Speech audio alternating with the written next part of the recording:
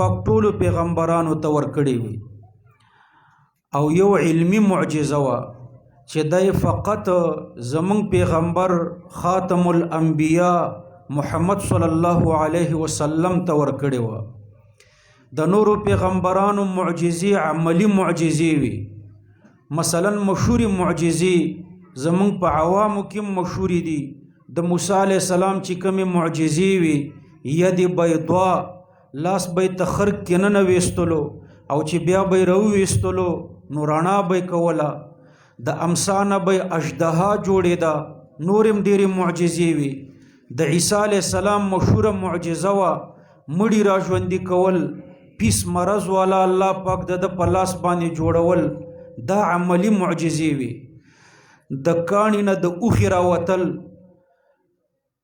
داسې عملی معجزې الله پاک محمد صلی الله علیه وسلم تم ورکړي وي خو د دې باوجود علمي معجزه هم ورکړې وه عملی معجزې د رسول الله صلی الله علیه وسلم سره وي د موسی علیه السلام لاس برنا کوله یوه ورځ دوه صحابه کرام د رسول الله صلی الله علیه وسلم مجلس ته راغله د شپې ناوخته شو چې کله واپس تلل نو د دوی سره لختې وي دوه لختې ورسره وي نو یوې لختې دواړو ته رڼا کوله تر یو ځای پورې چې لاره شریکه وه نو یوې لختې دواړو ته رڼا جوړه کړې وه او چې بې لارې بدلېدې نو د هر یو جدا جدا لختې د هر یو دپاره رڼا جوړه کړه د موسی علیه السلام معجزه د امسا نه اژدها جوړېدل و امسا به یې د راډ په شان رڼا کوله دا عملی معجزې وي عیسی علیه السلام د الله په اذن مړي را ژوندي کول مړی اسانه را ژوندی کیږي ما تا ته ګرانه ده د عیسی علیه السلام معجزه ده معجزه هم دې ته وایي چې مخلوق ترېنه عاجزه وي خو هسې چې سوچ ورته وکړي نو دومره ګرانه ځکه نه ده چې مړی ژوندی وي د عالم الدنیا په اعتبار مړ وي خو د عالم البرزخ په اعتبار ژوندی وي د دې روح د دې بدن سره تعلق وي درې تعلق یې د دې روح د دې بدن سره یو ته تعلق التصرف وي چې د دې په وجه دی د خارجي حرکات او سکنات کوي زی راځي کینی پاڅي خوراک او څښاک کوي د روح د دې بدن سره تعلق التصرف دی دویم تعلق التدبیر دی د دې په وجه دا داخلي نظام چلیږي سږي خپل حرکت کوي یینه زړه کولمې جگر دا ټول نظام داخلي روان دی ته ورباندې پوه هم نه دا تعلق التدبیر دی د روح د دې بدن سره د دې تعلق په وجه باندې د انسان په بدن کې دا نظام روان دی او دریم تعلق الحیات دی کله چې په دې دنیا کې ژوندی وي او ویښ وي نو بیا د روح د دې بدن سره دا درې واړه تعلق وي تعلق التصرف هم وي تعلق التدبیر هم وي او تعلق الحیات هم وي او چې کله په دې دنیا کې څوک ژوندی وي خو چې ویده وي نو بیا یې صرف دوه تعلق وي دا یو تعلق التصرف دی کټ شي دا ارادي حرکات او سکنات بیا نه کوي خو دا دوه تعلق وي تعلق التدبیر داخلي نظام ور باندې رواني او تعلق الحیات دا غي په وجه دی ژوندی وي او چې کله وفات شي نو یو لشل سکنټه دا درې واړه تعلق ختمي کل نفس ذائقة الموت الله وی هر څوک مرګ څکي مرګ دې ته وایي چې د دې روح د دې بدن سره دا درې واړه تعلقات ختم شي تعلق التصرف تعلق التدبیر تعلق الحیات درې واړه تعلق یې کټ شي نو دې ته وایي مرګ خو دا مرګ ذایقه ده د لسو شلو سکنټو مودی دا بیا ختم شي دا ذایقه ختم شي ذایقه څکلو ته وایي دا څکل ختم شي چې ختم شي یو تعلق بیا پیدا شي تعلق الحیات د روح د دې بدن سره د اخیری تعلق قائم شي تعلق الحیات او دا دوه تعلق نه تعلق التصرف په قبر کې نه او تعلق التدبیر هم نه تعلق التصرف الدنیوي دغه او تعلق التدبیر دا دو ختم شي دا یو تعلق الحیات پاتې وي د دې یو تعلق په وجه دی په دې قبر کې ژوندی وي نو په قبر کې مړی ژوندی دی عیسی علیه السلام چې مړي را ژوندي کول د دې معنا دا ده چې دا دوه تعلق نورم د الله په اذن کې ورکی پیدا کول تعلق التدبیر او تعلق التصرف یو تعلق وو د الله په اذن پکې دو نور تعلق هم راتلو چې تعلق التدبیر او تعلق التصرف دا دو تعلقه چې عیسی علیه السلام په لاس الله پاک راوستل نو دا معجزه وه دو تعلق راوستل نو ټیک د قوي معجزه ده خو د دې نم زیاته قوي معجزه ده چې درې واړه تعلق پیدا شي او دا الله پاک محمد صلی الله علیه وسلم ته دا معجزه ورکړې وه رسول الله صلی الله علیه وسلم یې وچ لرګي ته وچ ډډو دې ته تکیه لګوله بیا یې منبر جوړ کړو کله چې په منبر کېناستو نو دا وچ لرګی دی په ژړا شو چغې شروع کړې ستون حنانه رسول الله صلی الله علیه وسلم ورغلو غیږ کې ونیولو او بیا یې داسې وړې وړې سلګۍ والې لکه څوک چې ماشوم قراروي نو داسې ماشوم چې اخر کې قراریږي نو ګوره قوي تعلق خو دا وچ لرګي کې انسانی روح او بیا د عاشقانو روح حیواني روح او بیا د عاشقانو روح اچول دا قوي معجزه ده الله پاک محمد صلی الله علیه وسلم ته دا معجزه ورکړې وه د دې لرګي سره د روح هیڅ تعلق نه و نه تعلق الحیات نه تعلق التدبیر نه تعلق التصرف او دا درې واړه الله پاک د رسول الله صلی الله علیه وسلم په لاس ورکې راوستل نو قوي معجزه خو دا وه دا عملی معجزه وه مطلب می دا چې موسی علیه السلام ته الله پاک معجزې ورکړې وي عملی معجزې وي عیسی علیه السلام عملی معجزه وه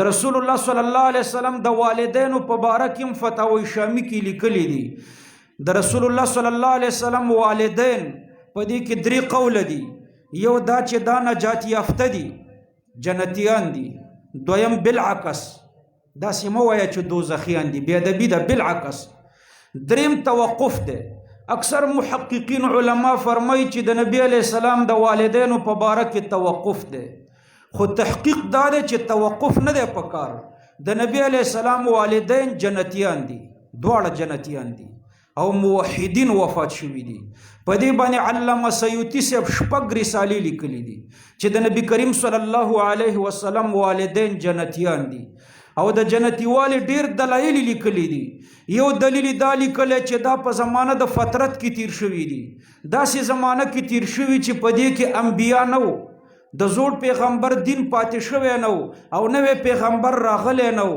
دې ته زمانه د فترت وایي دا خلک به په قیامت کې الله پاک مکلف کی یو حکم به ورته وکړي که د الله غ حکم ومنلو جنت ته به بوزي او که د الله حکم ونه منلو جهنم ته به بوزي علامه سیوطي سے فرمایي چې د نبی علیه السلام د والدینو په باره کې زمونږ د حسن ظن بلکې یقین دی چې قیامت کې الله پاک مکلف کی نو د الله حکم به مني نو الله پاک به جنت ته بیایي دویم دلیل علامه سیوطي سے عام الفهم دا ورته ویلی دی چې په صحیح حدیث کې دا ثابت دی چې نبی علیه السلام فرمایي چې زه پشت در پشت زما پلار نیکه غور نیکه همداسې تر ابراهیم علیه السلام او تر آدم علیه السلام پورې زما د نسب سلسله کې چې کوم نیکونه دي دا هر یو د خپلې زمانې بهترین کس دی عبدالمطلب سکه نیکه دی دا د خپلې زمانې بهتر دی عبدالله د پیغمبر علیه السلام پلار دی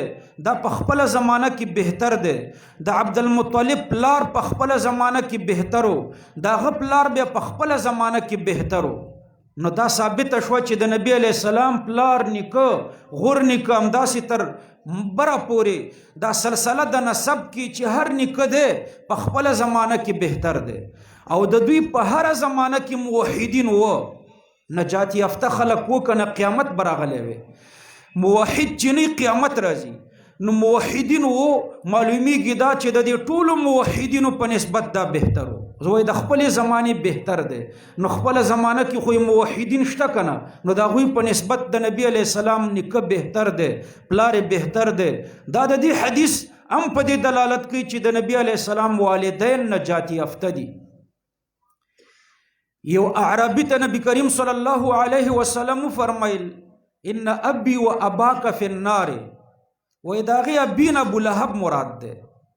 عم الرجل سن و ابیه، ترم په منزله د پلاری.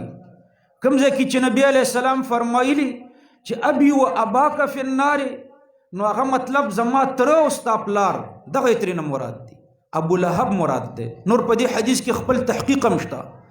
او یو روایت کې دا راځي چې نبی علیه السلام والدینو ته د دعا نه منع شو چې دعا ورته مه کوه. نو دعا نه کول دا د شرک دلیل نه دی. مقروض تم نبی علیه السلام دعا نه کوله، مدیون به چې مړ شو نبی علیه السلام جنازه نه کوله. جنازه دعا ده که نه، بیا به مغه نجات یافته و، موحد به و، جنتی به و، خو مدیون به و، قرضدار به و. نبی علیه السلام به جنازه نه کوله، جنازه دعا ده، دعا ورته نه کوله. د دعا نه کول دا د شرک دلیل نه دی. کېدای شي د دې وجې نه الله پاک منع کړی چې نور خلک بیا خپلو مشرکانو پلارانو ته دعاګانې شروع نه کړي، او یا یې د والدینو دعا ته ضرورت نه و. دا مې مختصر تحقیق د دې درته وکړو چې د نبی علیه السلام والدین جنتیان دي. ادب تقاضا دا ده چې په دې قول باندې به ځئ، یا به توقف کوئ، او یا تحقیق دا دی چې د نبی علیه السلام والدین څه شی دي؟ جنتیان. له دې وجې نه زه ورسره او اکثر علما ورسره رضی الله عنهما وایي.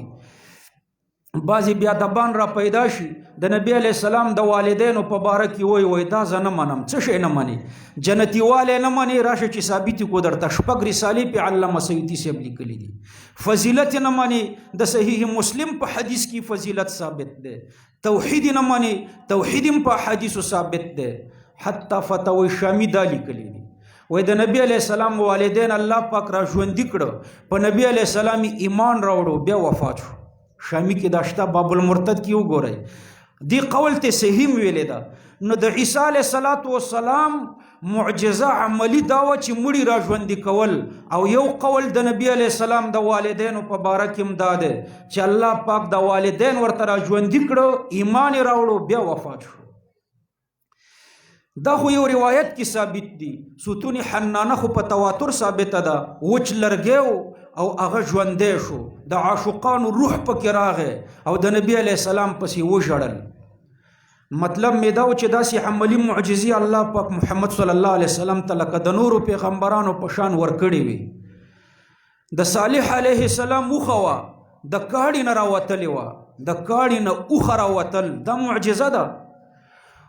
خو موږ ټول د کاڼي نه راوتلي یو. کاڼی جماعت دی که نه؟ تاسو ټول د منۍ نه پیدا یې، منی جماعت دی که نه دی؟ خو ټول د کاڼي نه پیدا دي. د نبی علیه السلام معجزه یو چیلی وه او د هغې هډوکي خوراک غوښې خوړلی شوې وه، هډوکي پاتې وو. پیغمبر علیه السلام دعا وکړه، هغه هډوکي الله سره یو ځای کړه، ژوندی چیلی شوه. د نبی علیه السلام ډېرې معجزې وي عملي. خو مطلب مې دا و چې علمی معجزه بیا د نورو انبیاو سره نه وه. علمی معجزه یوازې د محمد صلی الله علیه وسلم سره وه چې هغه د قرآن کریم دی. دا علمی معجزه ده او دائمی معجزه ده. داسې نه ده معجزه کې دوام نه وي، کرامت کې دوام نه وي، وقتي شی وي. کرامت او معجزه خلاف العادت کاری، خلاف العقلی، نو دائم نه وي. خدا یو معجزه د نبی علیه السلام دائمه معجزه ده چې قرآن کریم دی. دا به تر قیامته پوری وي او په جنت کې به هم وي، جنت کې به هم دا قرآن تلاوت کیږي. نو دا داسې دایمي معجزه د نبی کریم صلی الله علیه وسلم ده. نو کامل کتاب دی. الله پاک په اوله سپاره کې فرمای ذالک الکتاب. تلخیص او مختصر کې مونږ وایو چې په دې کې اشاره د دې کتاب کمال ته ده چې دا کامل کتاب دی. او د کمال وجه چې دی، یو کتاب کې چې کمال راځي نو د څلورو وجو نه راځي. اصل کې په کتاب کې کمال د مصنف نه راځي، کلام کې کمال د متکلم نه راځي. علما فرمای قدر الشهادت بقدر الشهود. شاهدی کې وزن دا د شاهدانو نه پیدا کیږي. که یو دو عام خلک یو ځای کې شاهدي ووایي ګواهي ورکړي څوک دومره اعتماد پې نه کوي.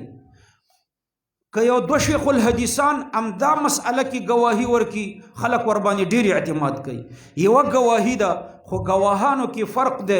له دې وجې نه یو ګواهۍ ته څوک اعتبار ورکوي بلې ګواهۍ ته دومره اعتبار نه ورکوي. نو قدر الشهادة بقدر الشهود، کلام او کتاب کې وزن او طاقت دا د مصنف او د متکلم نه پیدا کیږي. متکلم د قرآن کریم الله پاک دی. قاری طیب رحمه الله فرمای چې تورات او انجیل او زبور دوی ته او قرآن کریم دا څلور واړه د الله کتابونه دي او دا د څلور واړو ته مضامین خداوندي ویلی شي او خداوندي کتابونه ورته ویلی شي. خو کلام خداوندي حقیقتا یوازې قرآن کریم دی. د نورو دریو ته کتاب خداوندي حقیقتا ویلی شي خو کلام خداوندي ورته مجازا ویلی شي. وای وجه دا ده چې کلام ما یتکلم به ته وایي. تورات باندې د الله تکلم نه دی ثابت، د الله کتاب دی خو د الله تکلم پرې نه دی ثابت. انجیل د الله پاک کتاب دی خو د الله تکلم ور باندې نه دی ثابت. زبور د الله کتاب دی خو د الله تکلم ور باندې نه دی ثابت. قرآن کریم باندې د الله تکلم ثابت دی. هغه دا چې حدیث کې راځي چې کله الله پاک په دې قرآن تکلم وکړي جبریل علیه السلام ته، الله پاک جبریل علیہ السلام ته آیتونه ورکی نو اسمانونو کې د ملائکې بېهوش شي. چې کله په هوش شي نو بیا تپوسو کې ماذا قال ربکم، رب څه فرمایل. رب په دې قرآن تکلم کړی دی، رب څه فرمایل. نو جبریل علیہ السلام جواب ورته ورکی چې الحق، حق فرمایلو. په قرآن کریم د الله تکلم ثابت دی نو دا حقیقتا کلام الله دی. نو چې کلام الله دی دا نور کتابونه دي د الله او دا د الله کتاب هم دی د الله کلام هم دی. د نورو ته مجازن ویلی کېږي دې ته حقیقتا ویلی کېږي. نو چې د الله کلام دی په کلام کې وزن او طاقت د متکلم نه پیدا کېږي. کله چې په متکلم کې څلور خبرې وي نو د هغه په کلام کې ډېر وزن او طاقت وي. اول علم، دویم عقل، دریم عرفي حیثیت، څلورم بیا سند. دا څلور خبرې په کلام کې وزن او طاقت پیدا کوي. اول علم دی. متکلم کې چې علم زیات وي نو په کلام کې وزن او طاقت زیات وي. د لوی شیخ الحدیث عادي خبره هغه د دې کمزوري طالب یا د مولا چې حدیث تلاوت کې څوک دومره پې اعتماد نه کوي. مثلا زه تاسو ته یو حدیث ووایم او ادریس شیخ صاحب یا حسن جان شیخ صاحب په بیانونو کې ته هسې یو لطیفه واورې نو ستا تسلي په هغه لطیفه ډېر کېږي. وجه دا ده چې هلته متکلم کې قوت زیات دی، علم زیات دی. نو چې څومره علم زیاتي دومره په کلام کې وزن او طاقت زیاتي. د ښځو علم کمی که نه، د ماشومانو علم کمی، نو خبرو ته خلک خوشحالیږي خو اعتماد پې څوک نه کوي، هسې ورته خاندي. کور کې ورته مشران خاندي د ماشومانو خبرو ته، خوشحاله یي ورته خو خبرې ته څوک اعتبار نه ورکوي ځکه علم پکې کم دی. دویم یو خو علم دی او علم د الله لا محدود دی. د دې نورو کائناتو علم ولو که انبیا دي او ملائکې دي د دوی علمونه محدود دي او د الله علم لا محدود دی.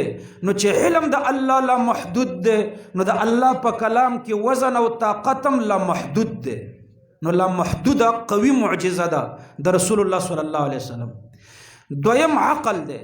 عقل چې څومره قوي وي نو دومره په کلام کې وزن او طاقت زیاتی. د عقل په اعتبار خزو کې عقل کم دی. حدیث کې راځي ناقصات العقل والدین، د دوی عقل او دین کمزوری. بیا بیبیانو تپوس وکړو چې یا رسول الله زمون ما نقصان عقلنا و ما نقصان دیننا، دا د دین او د عقل نقصان زمون کوم دی؟ نبی علیہ السلام ورته وفرمایل چې نقصان د دین مو دا دی چې په میاشت کې 10 ورځې تاسو لمونځ نه کوئ، دا د بیماریو په ورځو کې، او روژه هم نه نیسئ. نو مونځ او روژه 10 ورځې 6 ورځې د چا چې څومره عادتي، نو په دومره ورځو کې تاسو لمونځ نه کوئ، نارینه یې کوي. دا نقصان د عقل د دین دی او نقصان د عقل مو دا دی چې 2 ښځې دا د یو سړي برابرې دي په ګواهۍ کې. شاهدی کې د دوو ښځو ګواهي داسې ده لکه د یو سړي. الله پاک قرآن کریم کې د ښځو په باره کې فرمای او ومن ينشأ فی الحلیة وهو فی الخصام غیر مبین. هغه څوک چې په دې زیوراتو کې راغټیږي او دا په جګړه کې په لانجه کې خپل دلیل پوره نشي ویلی، غیر مبین الحجه، دلیل خپل پوره نشي ویلی، ښځه په ګاڼو کې راغټیږي زیوراتو کې، ماشومه چې نو میخکې په پوزه شي غوګالۍ ورته وړه واچولی شي، چې بیا لږه غټه شي نو بیا ورته غټ میخکې شي او غوګالۍ هم غټه شي، چې بیا نوره غټه شي نو بیا ورته هار هم د سرو زرو واچولی شي، بنګړي هم ورته د سرو زرو واچولی شي. ښځه په دې زیوراتو خوشحالی، پوره پیټې په اوږه په غاړه کې اچولی، اوسپنې او درنده درنده شیینې په لاسونو په غاړو کې اچولی وي، بیا ورته خوشحالی. دا په دې زیوراتو کې غټیږي. نو الله پاک فرمایي چې څوک په دې زیوراتو کې غټیږي نو د دې عقل کمی. نارینه و کوم چې څوک ټوله ورځ شیشې ته ګوري او سر ګمنځوي نو دا ناقص العقلي، کامل انسان دی نه. هره ورځ عطر او ګمنځ او شیشه او د ناز او نخري وي. نو دا ښځه داسې په زیوراتو کې غټیږي. وهو فی الخصام غیر مبین، او لانجه کې د خپل دلیل پوره نشي ویلی. ښځه چې ستا په خلاف دلیل وایي نو هغه دلیل ته چې سوچو کې د دې په خلاف وي، هغه خپل دلیل د بل چا په خلاف چې وایي نو د ځان په خلاف وایي. مولانا قاسم نانوتوي رحمه الله ته یو چا چنده راوړه، زیورات و. دا زیورات یې لاس کې داسې ونیول د دې دپاره چې دا چنده ورکوونکی مغروره نشي. بعضې چنده ورکوونکي حاجي صاحبان چنده مدرسې ته ورکي بیا مغروره شي چې یاره دې مدرسې ته زه چنده ورکوم. نو یو محتمم صاحب خلکو نه چنده ټوله کړې وه، بیا ورته ویلي چې ګوره غرور مه کوئ، تاسو اوس هم دا د صحابو عمل کړی دی او ما د نبي علیه السلام عمل کړی دی. محتمم ورته وایي ما د نبي علیه السلام عمل وکړو، تاسو د صحابو عمل وکړو. نبي علیه السلام چنده ټولوله، صحابو ورکوله. جهاد ته بچتلو اعلان به د چندې وکړو، خو دا د موټرو چندې نه وي، دا د سوال والا حاکمانه چنده وه. دا د سوال والا چندې مدرسو ته جایز نه دي چې دا ټوکرۍ بس کې نیولې وي او 10 روپۍ ټولې، دا نه، حاکمانه چنده وه، آمرانه چنده وه. کله محتمم په مقتدیانو باندې حاکمي ترېنه غواړي چې دومره راکه نو هغه بیا خپل احسان هم پې نشي بارولی. مطلب مې دا و چې نبي علیه السلام آمرانه چنده ټولوله که نه ټولوله. د تبوک غزوې ته د چندې اعلان وکړو، صحابه کرامو چنده راوړه. څوک چې چندې مدرسې ته راوړي دا د صحابو عمل کوي، او محتمم صاحب چې چندې را ټولوي نو دا د نبي علیه السلام عمل کوي. نو مطلب مې دا و چې مولانا قاسم نانوتوي رحمه الله ته یو چا چنده راوړه، د سرو سره زیورات پکې و، نو لاس کې داسې ونیول د دې دپاره چې دا خان صاحب او حاجي صاحب مغروره نشي، بیا یې وغورځول، لاس یې بوی کړو. چې بوی کړو وی فرمایل دست زر آلود چقدر بدبو می کند، دل زر آلود چقدر بدبو خواهد بود. دغه لاس چې په زیوراتو ولړلی شو دا څومره بوی کوي. زیورات چې په لاس ولګېږي بیا ډوډۍ نشي خوړی، په صابون به یې وینځي. که دا زیورات دومره ښه شی وی لاس به دې ترېنه نه وینځلو. زیورات چې لاس کې واړی راواړی بیا به ډوډۍ چې خوري نو لاس به په صابون وینځي، کنی بوی کوي. وای دست زر آلود چقدر بدبو می کند، دا لاس چې په زیوراتو ولړلی شو دا څومره بدبویي کوي. دل زر آلود چقدر بدبو خواهد بود، هغه زړه چې د دې زیوراتو په مینه لړلی هغه به څومره بدبویه زړی. نو د دې ښځو زړه د زیوراتو په بوی لړلی دی، د زیوراتو په بوی. نو عقل کمی، نو خبرې ته دومره اعتماد څوک نه ورکوي. عقل چې څومره قوي وي نو دومره په خبره کې اعتماد زیات وي. د عقل اطلاق په الله خو نه کېږي چې الله عاقل دی، خو خالق العقلا دی. دا څومره عقلا چې دي د الله پاک پیدا کړي، خلکو ته عقلونه ورکړي دي. نو د الله پاک په کلام کې به وزن او طاقت لا محدود ده، د دویمې وجې نه مي علم هم لا محدود ده او خالق العقلا دی. دریم عرفي حیثیت، چې څومره عرفي حیثیت وي نو دومره په خبره کې وزن او طاقت وي. عرفي حیثیت چې څومره ډیری، مثلا دلته عمران خان دی، همدا یوه جمله د زیم درته ووایم عمران خان هم درته ووایي. د عمران خان خبره به ټولو ټیوو کې هم چلیږي، اخبارونو کې به هم راغلي وي، او زموږ خبرې ته به څوک اعتماد هم نه ورکوي، څوک به یې اوري هم نه. هلته عرفي حیثیت ته اعتبار دی. افغانستان کې اشرف غنی دی کنه څپلتی ولی خو بیا ورته خلک چکچکی کوي.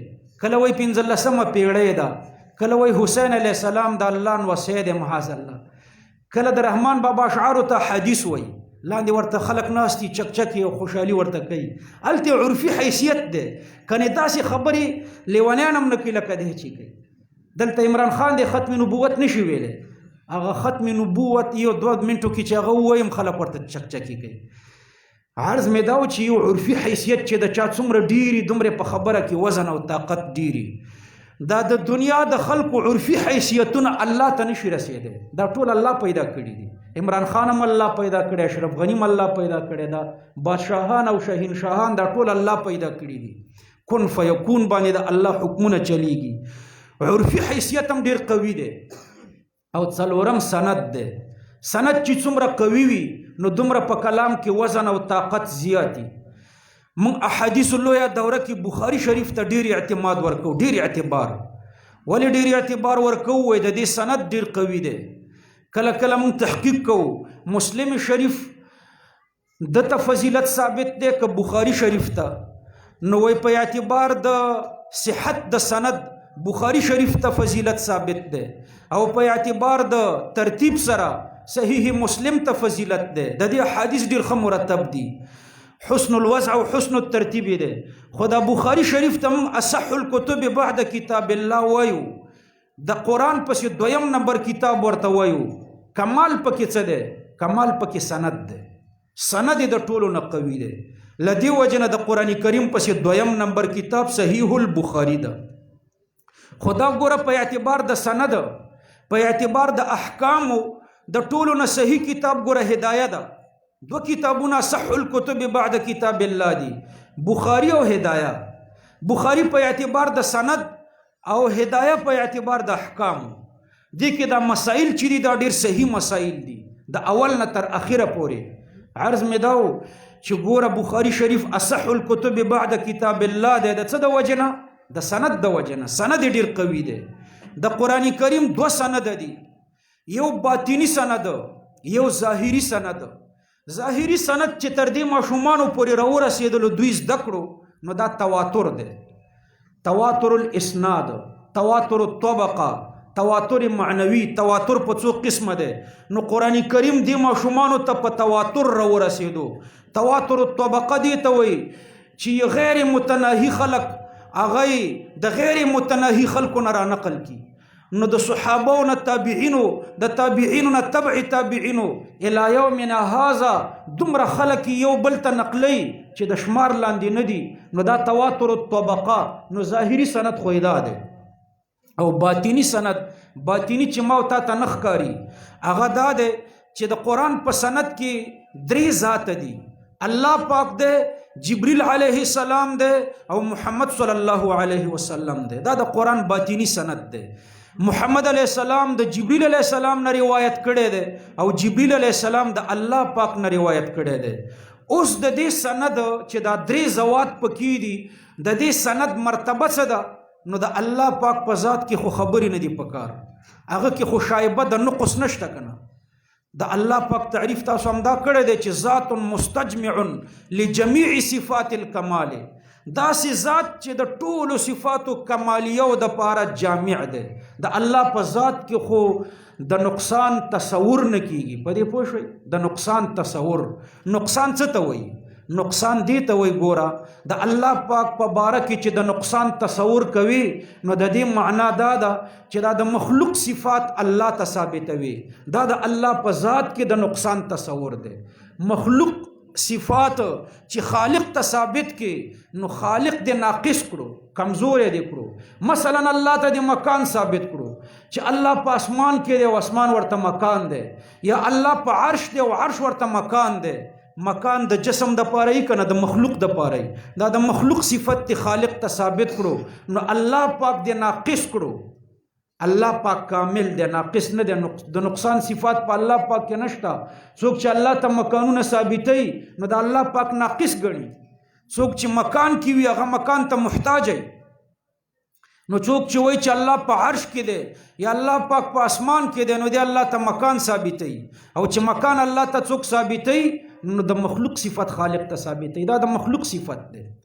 رسالې او کتابونه لیکلي دي د وابیانو، په کتاب لیکلي عین الله، الله چرته دی، معاذ الله عین الله او الله چرته دی دا بنه وایي، د دې ویل حرام دي. عین تلخیص او سلم کې مونږ وایو لطلب المکان، دا سم ویلي دي کنه قاری صاحب. عین د چا د پاره راځي؟ عین زیدن، زید چرته دی، لطلب المکان یعنی زید خو په یو مکان کې دی خو ماته مکان نه دی معلوم چې کوم مکان کې دی.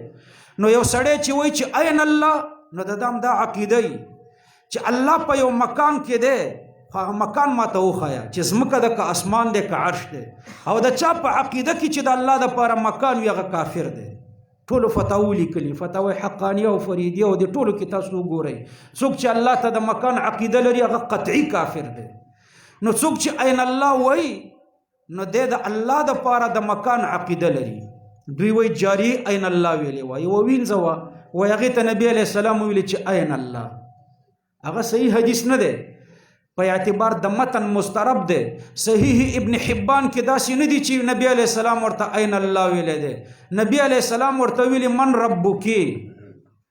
او بیهقي کې داسې دي چې اتشهدین الله اله الا الله دی ورته ویلي. درې قسم الفاظ راغلي، عین الله م راغلی، اتشهدین الله اله الا الله م راغلی، من ربکی م راغلی. دا دواړه الفاظ محکم دي، دا عین الله متشابه دی. نو بس تطبیق پکې وکا. عین الله لطلب المکان نه دی بلکې لطلب المکانتی دی، لطلب المرتبتی دی. کله عین لطلب المکان وي خو مجازا لطلب المکانتی وي. د الله مرتبه څومره ده نو هغه جاریه ورته وایي فی السما، یعنی مرتبه ډیره اوچته ده، دا علو معنوي ده. مونږ وایو زید بیخي په اسمان کې دی، مطلب دا دی چې مرتبه ډیره اوچته ده. نو عرض مې دا و چې دا عقیده به نه لري چې الله پاک په اسمان کې دی، خو بیا هم که کوم وابي درته وویل چې عین الله، الله چرته دی، بیا دبه دی. نو ته ورته ووایه چې الله بې مکانه موجود دی. ته ورته څه وایه؟ الله بې مکانه موجود دی. دا مکانونه چې نه الله موجود و که نه و موجود، مکانونه خو وروسته پیدا کړه. نو چې مخکې په مکانونو کې نه و، ځکه چې مکانونه نه و، نو چې کله مکانونه پیدا کړه نو بیا هم په مکانونو کې نه دی. ځکه سبحان الذي یغیر ولا یتغیر، الله په بل چا کې تغییر راولي، په الله کې تغییر نه راځي. چې د مکانونو نه مخکې په مکان کې نه وي او چې کله مکانونه پیدا کی بیا په مکان کې شي نو بیا خو تغییر پکې راغی. او الله کې تغییر نه راځي. سلم کې وایو کنه لا یتغیر، الله کې تغییر نه راځي. نو عرض مې دا چې الله پاک کامل ذات دی، د مخلوق صفات به ورته نه ثابتوي. یو وابیو د دې سواد کې ما سره بحثو وی الله پاک په جهت د فوق کې دی، خارج العالم دی. نو مې خبرې ته دې سوچ کوا چې په جهت د فوق کې شو خو داخل العالم شو. جهت د فوق عالم دی که نه دی؟ جهت د فوق کې دی نو په عالم کې داخل شو. او بیا وایي چې خارج العالم دی، نو خپله خبره باندې هم نه پوهېږي.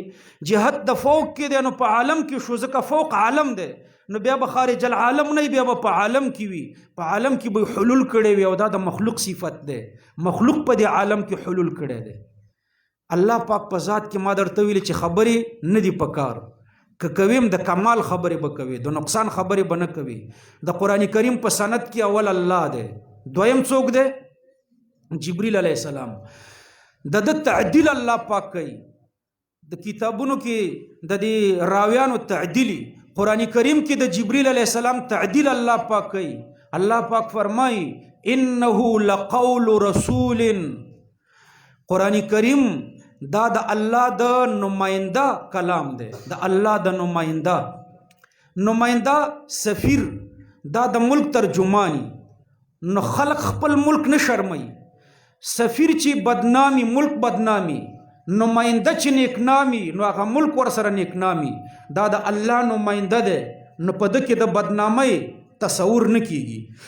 انه لقول رسول، یو خو د الله نماینده دی، د بدنامي الله ته راجع کیږي.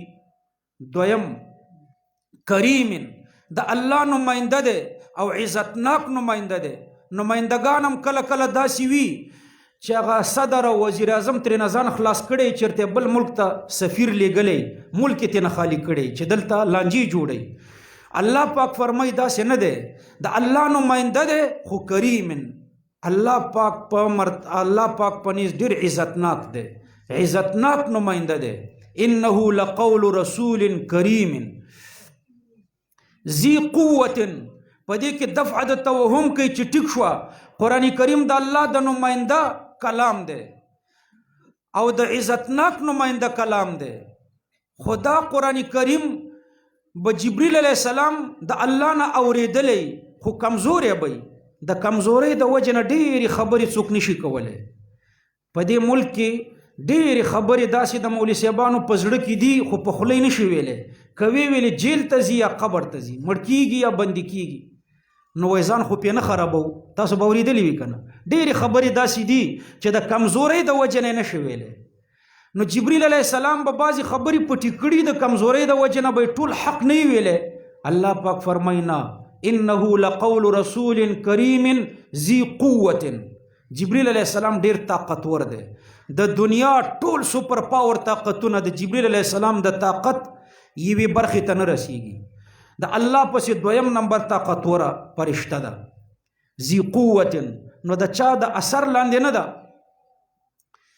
بیا به اعتراض راشي چې زه طاقتوره ملایکه ده خو د لرې نه به یې اورېدلي د الله نه به یې د ډېر لرې نه اورېدلي او د ډېر لرې نه چې یو خبره واورې نو پوره پې سړی پوه نه شي نو غلط یې نقل کړي نو غلطه به را نقل کړي دا قرآن کریم الله پاک فرمایي نه عند ذی العرش مکین د الله پاک په نیز د غټې مرتبې والا ملایکه ده نو داسې نه ده چې د ډېر لرې نه اورېدلې ده د الله پاک نه د الله په نیز د غټې مرتبې والا ملایکه ده عند ذی العرش مکین بیا اعتراض راځي چې زه ټیک د په کلام کې طاقت د عرفي حیثیت د وجې نه راځي عرفي حیثیت یې څومره دی الله فرمایي مطاع ملایکه ده خلک خبرې مني د ملایکو بادشاه ده مطاع بادشاه ته وایي د ملایکو بادشاه ده سم امین په ځمکه کې امین محمد علیه السلام دی او په اسمانونو کې امین څوک دی جبریل علیه السلام د دې تعدیل وکړو د جبریل علیه السلام چې د قرآن په سند کې جبریل علیه السلام دی جبریل علیه السلام څومره لویه مرتبه شو سند کې دریم نمبر څوک دی محمد صلی الله علیه وسلم محمد علیه السلام بیا د جبریل علیه السلام نه مخکې دی دا غار ثور کې غار حرا کې جبریل علیه السلام راغلو او محمد علیه السلام یې غیږ کې 3 ځلې زور کړو دا 3 ډېر توجیهات دي پکې خو یو توجیه دا ده چې دا 3 توجهاتو دا 3 توجه اتحادي وه توجه اتحادي دي ته وایي چې په دې کې دا مرید د پیر سره یو شانته شي طالب د استاد سره یو شانته شي نو سالک د مرشد سره په یوه مرتبه کې شي نو دې ته توجه اتحادي وایي کشف الباري کې دلته به یو واقعه هم لیکلې ده خو ټیم به نه وي شاه عبدالعزیز صاحب نه را نقل کړې ده به هر تقدیر په دې غار حرا کې نبی علیه السلام او د جبریل علیه السلام مرتبه یو شانته شوه 3 توجهات ورته وکړه په دې 3 توجه کې مرتبه یو شانته شوه او بیا نبی علیه السلام نورم ترقی وکړه نو نورم مخکې لاړو د معراج واقعه خو به درته معلومه وي چې د نبی علیه السلام داسې ځای ته لاړو چې جبریل علیه السلام بیا نه شو تللی نو د نبی علیه السلام مرتبه د جبریل علیه السلام نه اوچته ده قرآن کریم کې الله پاک د نبی علیه السلام مرتبه په یوه جمله کې بیانوي وما صاحبکم بمجنون دا ډیره قوي جمله ده وما صاحبکم بمجنون ستاسو دا صاحب محمد صلی الله علیه وسلم لیونه نه ده اسی چې سوچ پکې وکي نو داسې ظاهر کې ډیره قوي نه ښکاري خو چې د ډاکټرانو نه پوښتنې وکي او د طبیبانو نه دا طب مخکې ویله کېدو په دې مدرسو کې نو طب کې داسې راځي چې 12 قسمه لیونتوب دی او هر سړي کې یو قسم لیونتوب شته څوک یو قسم لیونی وي څوک بل قسم لیونی وي خلک وایي د بلډ پریشر اوچت دی دا م یو قسم لیونتوب دی څوک وایي د شوګر دی ګزاره ورسره کوه دا م یو قسم لیونتوب دی بعضې وایي د دا حوصله کمه ده دا م لیونتوب دی دا وایي جلالي دی دا جلالي والی م یو لیونتوب دی دا لیونتوبونه مختلف اقسام لري، هر سړی یو نوع لیونتوب لري. په دې دنیا کې ارسطو افلاطون یو نوع د لیونتوب لرله او دا نور خو لا په ځای پرېږده، او نبي علیه السلام کې یو نوع د لیونتوب هم نشته. دا د لیونتوب چې کوم څومره نوع د ډاکټرانو سره دي که نه په رجسټرو کې د لیونتوب او د دې نفسیتي بیمارۍ، دا یو نوع هم نبی علیه السلام کې نشته. وما صاحبکم بمجنون. نو دا داسې که ویلی وی چې محمد علیه السلام عقلمند دی، نو بیا به تا ویلی وی چې ارسطو هم عقلمند و، افلاطون هم عقلمند و، خو داسې یو عقلمند به نه. ارسطو افلاطون یوه نوع د لیونتوب لرله او نبی علیه السلام کې یوه نوع د لیونتوب هم نشته. د ټولو نوع د لیونتوب نه پاک دی. نو په ټولو انسانانو کې کامل انسان دی، بل انسان داسې نشته چې یوه نوع د لیونتوب هم پکې نه وي. پوه شوې؟ دغه ګورو نانک بچیان راوتلي دي اوسه، وای ګورو نانک به نه تصدیق کې نه به تکذیب کې، حالانکه ګورو نانک د نبی علیه السلام نه 1000 کاله بعد تیر شوی دی، خو بریتونه د ده په شان دي، بس دا یو شي کې ورسره مشابهت دی، دا غم دومره بریتونه دي او د ده همغومره دي. وای ګورو نانک به نه تصدیق کې نه به تکذیب کې، حالانکه یقیني تکذیب به کې. دا د الله پیغمبر نه دی، څوک چې د الله پیغمبر ګڼي او شک پکې کوي کافر دی، علانیتا دې توبه وباسي، کنې دا کافر دی چې د ګورو نانک په باره کې دا خبره کوي. نو یو طرف ته ګورو نانک کې دا ځکه بریتو کې سره یو شانته دي. تاسو به اورېدلي وي جهادي ټریننګ کې دا خبرې راځي چې کله محاصره شي نو فوجیانو ته ګوره چې کوم بریتو فوجي و په هغه ور منډه که هغه درته لار درکړي، هغه بې غیرته وي، غیرت په هغه کې نه وي. نو مطلب مې دا و دا ګورو نانک همداسې بریتونه دي، خوله یې پکې پټه ده. نبی علیہ السلام کی یو نوع د لیونتوب نشتا، په اعتبار د ذات کامل انسان دی. او دا ګورو نانک والا وی وزي په اعتبار د ذات سره معاذ الله نه منم. څه شی نه مني؟ کمال نه مني، کامل انسان دی نه مني، امانتګری نه مني، د نبوت نه مخکې، نبوت نه مخکې صداقت نه مني، شرافت د نسب نه مني. دا خو کافرانو منلو ته وی چې زه نه منم، خدا د نورو خلکو جنټانی. نبی علیہ السلام کې عیب نشته. بل ورځ ما وی چې دته به څه وی، یو طالب بل بیان راته راولېږلو، وایي دا وګوره دا بل نور اپلتې ویشتلي دي. و یو کس راته ویلي چې الله دې د نبي علیه السلام روضې ته بوځه. وایي ما ورته ویلي چې دا دعا راته مه کوه، حرم دعا راته کوه چې الله مې دې حرم ته بوځي. روضه څه کوم؟ په دې دی کافر شو. د نبي علیه السلام روضه د حرم نه بهتره ده. د نبی علیه السلام روضه مولوي صاحبان ناست دي، دا د عرش نم بهتره ده، د قلم او د لوح او د هر څه نه د نبی علیه السلام روضه مبارکه بهتره ده. وجه دا ده چې تاسو مسجد حرام ته چې لاړ شئ، هلته یو مونځ په 1 لک دی که نه دی؟ مسجد نبوي کې یو مونځ یو په 50,000 دی. نو ته چې حرم پرېږدې او مسجد نبوي ته راځې، دا خو د تاوان سفر دی. مسجد نبوي او مسجد حرام کې نیم په نیمه د درجو د ثوابونو فرق دی. ته چې مدینې ته راځې نو د مسجد نیت مه کوه، ځکه دا د تاوان سفر دی، د روضې نیت به کوې. روضه بیا د حرم نه بهتره ده، د کعبې نه روضه بهتره ده. د نبی علیه السلام سره چې کومه خاوره لګېدلې هغه هم ترېنه بهتره ده. نبی علیه السلام خو ډېر بهتر دی. نو دا کامل انسان دی نبی کریم صلی الله علیه وسلم. دا د قرآن کریم سند شو، الله پاک شو، جبریل علیہ السلام شو، محمد صلی الله علیه وسلم. نو ګوره په کلام کې وزن او طاقت د 4 وجو نه راځي، یو د علم د وجه نه، یو د عقل د وجه نه، بل د عرفي حیثیت د وجه نه، بل د سند د وجه نه. او دا 4 واړه په قرآن کریم کې ډیر کامل دي. لدې وجه نه قرآن کریم کامل کتاب دی، د الله پاک کامل کتاب دی. او چا چې زده کړو دام کاملان دي. تاسو ته ماشومان ښکاري، خو د عمران خان نه د دوی مرتبه اوچته ده. عمران خان په قیامت کې څوک د غواګانو سره هم پرې نه دي، خو عمران خان وزیر اعظم دی که نه؟ نو ته په دې جلاله کې یو څوک دی راپاسېږي چې لیونی نه وي او روغي او ووایي چې زه وزیر اعظم یم، پولیس به یې پرېږدي؟ نه، پولیس یې جیل ته بیایي چې دا د قانون نه خلاف کړی دی. وزیر اعظم خو عمران خان دی، ته څنګه ځان ته وزیر اعظم وایي؟ که یو څوک دلته ځان ته رئیس جمهور وایي، حکومت جیل ته بیایي چې رئیس جمهور څه نومېږي دلته؟ دغه شی. نو دا خو عارف علوي دی که څه شی دی؟ دغه رئیس جمهور دی، ته خو نه. دا د عمران خان لقب درته نه پرېږدي.